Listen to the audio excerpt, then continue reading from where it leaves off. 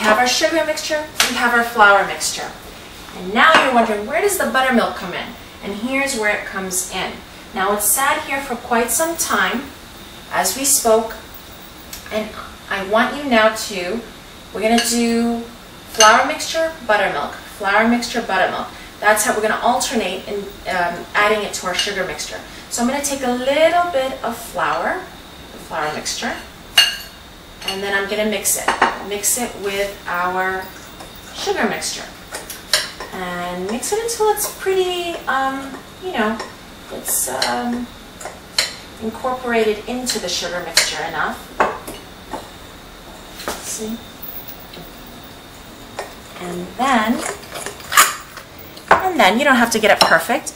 And then we're going to take our buttermilk. Now, I don't know if you'll be able to see it now, but take a look if you can at how the buttermilk is going to look. Did you notice how lumpy it was? It was a little bit lumpy. Not as much as, like I said, rotten milk is, but you'll see some lumps where it doesn't look like normal milk anymore. Okay, mix that up. Again, have it well incorporated. Go back to the flour. Mix that up again.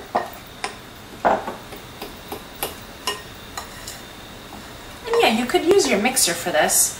I just don't know why. For this recipe, I use my fork, and it works well for me. So I'm one of those people, like when I use something for one recipe and it works, that's it. I use it and I stick to it. So we've got that. Add a little bit more buttermilk. Mix it. And we're almost there. Almost there, I promise. Okay. Now add a little bit more flour. Mix it again. And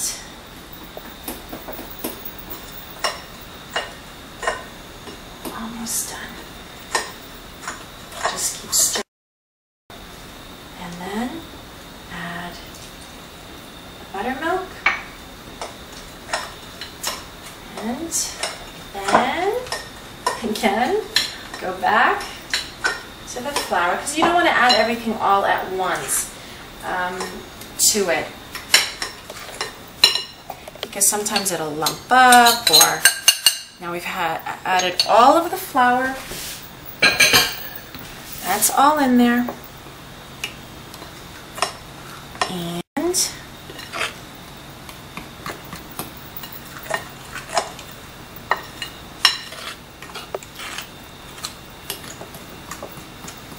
And also, for those of you who don't have a mixer, you know, this is great. It works out for you.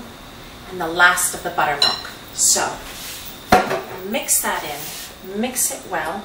Make sure everything is really well integrated into one another. And because then we're going to fold in our walnuts and our coconut.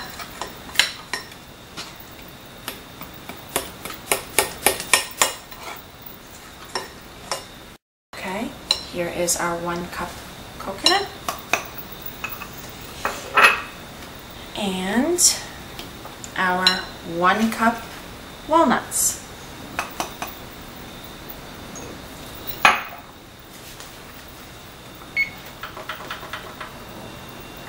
By the way, you have to preheat your oven to 325. Do that, and then I'm going to place them, I'll show you where I place my bread pans. Okay, so as you see, everything is well integrated. You've got all the ingredients, the dry as well as the wet, as well as the walnuts and the coconut, and so you're ready to pour. So you can grease your pans however you like if you have a preference. Some people use butter and flour. I use an easy source pan. I just take it, shake it, I spray it. It's ready to go that way. And, you know, my cakes don't stick. So now we are going to take it, and then we're going to separate them evenly. into each pan.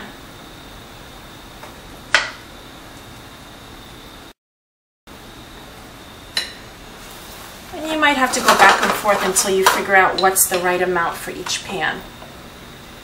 So, because you want to get them the same size. It looks nice that way. I can't wait for these to be done. Oh, so we're going to pop them in the oven. And can't wait for it to be done, but I think I have to be a little bit patient because it takes about an hour and 15 minutes in the oven. And depending on your oven, I don't think it'll take any less than an hour. But my oven, it takes about an hour and 15 minutes. And you're going to take a toothpick after an hour. You're going to stick it in the center and you're going to see if it comes out clean or not. And that'll determine the readiness of your cake. So we are done. And it is ready to go into the oven. So,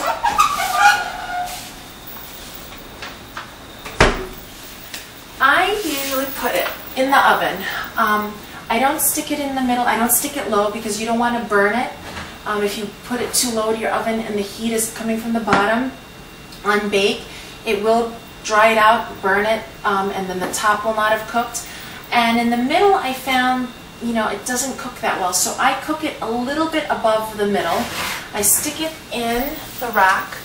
And what you want to do with both loaf pans is put them somewhere center in the oven and about 2 inches apart from one another so that the heat can surround each one of the pans and cook them evenly.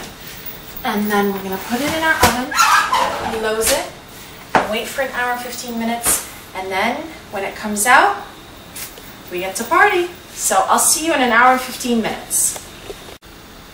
Hi, we're back. It's been exactly an hour and 15 minutes, and we're going to check our coconut bread. This is how you do it. You're going to stick a toothpick in the center of the coconut bread, and you want to feel like it's a little hard going in. You don't want to feel like it's good going in. And when it comes out, it should be clean. You know you have your perfect coconut bread. So what we'll do now is we'll let them cool in their pans for 10 minutes, and then I will flip them out into a wire rack until it's a little bit cooled, and then we can eat together. I'll see you in a bit.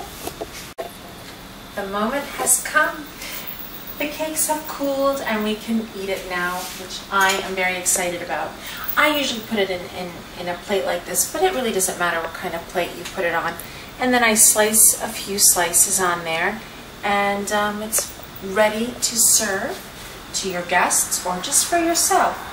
So let's take a slice here and let's see how our cake has come out.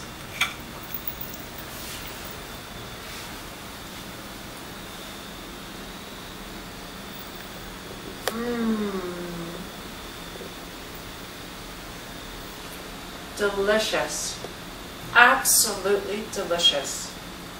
And by the way, the rest of this will be done by tonight. Ah, it's wonderful. You're going to love it. I hope you enjoyed as much as I do. Bon appetit. It was wonderful eating with you, and I hope you come back and visit Eating with Rula. Bye-bye.